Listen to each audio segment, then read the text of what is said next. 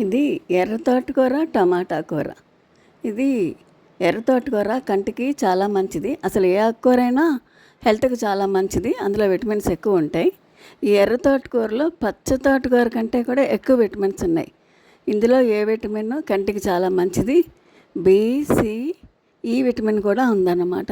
అందుకని ఇందులో potassium, calcium, రోగనిరోధక శక్తి, ఫైబరు అన్నీ ఉన్నాయన్నమాట. అందుకని వారానికి 2-3 సార్లు తోటకూర తింటే హెల్త్కి చాలా మంచిదన్నమాట. చిన్నపిల్లలకి ఇంకా పెడితే ఇంకా చాలా మంచిదన్నమాట. ఎక్కువ సార్లు పెట్టచ్చు.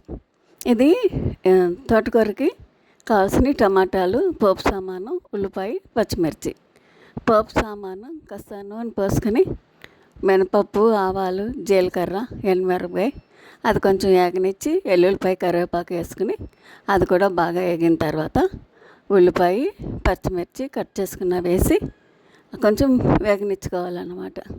కొంచెం బాగా మగ్గుతుండగా ఎగుతుండగా ఒక 1/2 స్పూను చిన్నదాంతో పసుపు, 1 స్పూను ఉప్పు, 1 స్పూనున్నర కారం వేసుకొని బాగా మెదుపుకోవాలన్నమాట.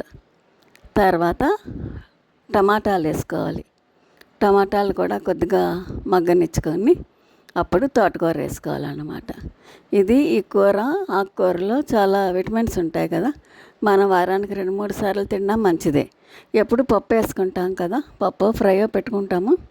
ఇట్లా కూడా కర్రీలాగా వండుకుంటే ఇది చపాతీలోకి, దోశలోకి, రైస్లోకి అన్నిట్లో కూడా పనికొస్తుంది అనమాట. దీంతో చపాతీ, పూరీలు కూడా తినొచ్చు అనమాట.